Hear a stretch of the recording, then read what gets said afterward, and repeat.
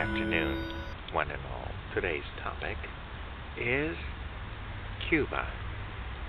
This is the nation that the American Empire has been trying to undermine for over 50 years.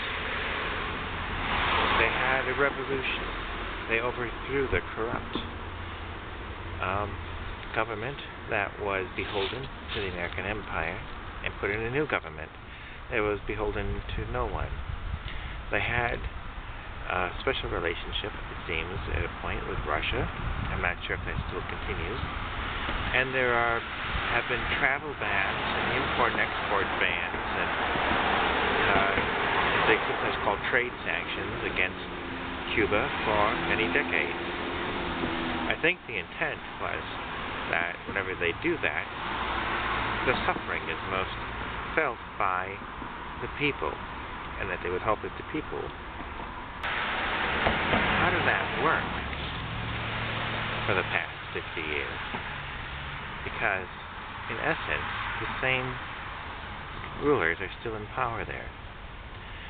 They have one disadvantage. They are old. Fidel Castro is old and sickly, and so he passed on the mantle of power to his brother Raul. So, what of Raul? Raul is also a very old man. And the key to maintaining power and to have it last longer than the man is to have a succession plan, a policy, something that has an orderly transition from one person to the next. And I don't know if Cuba has that. I think America has been looking at Cuba and saying, well, you know, Fidel and Raul cannot live forever.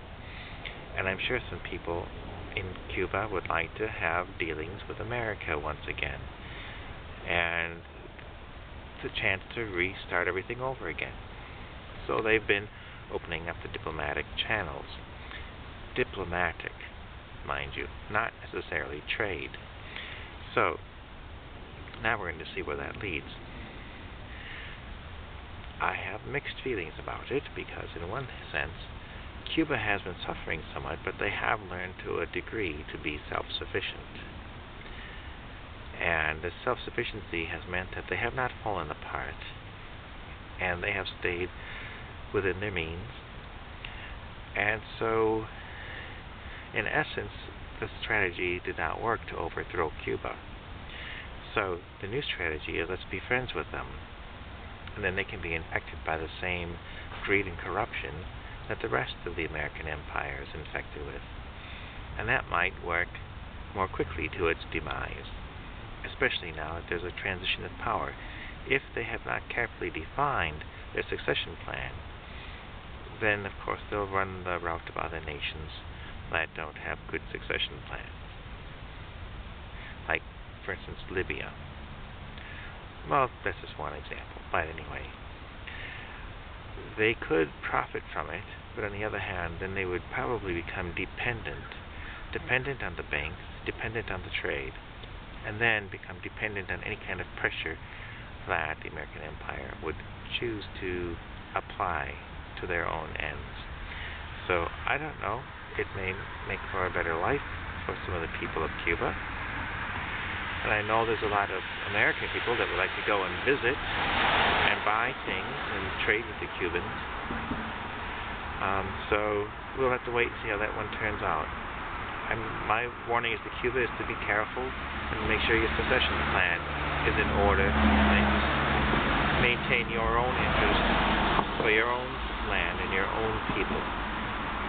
That's all I have to say for now. If you have any other comments you want to add to this, please rate and comment below. Always welcome. Until later, we'll be seeing you. Happy New Year, by the way.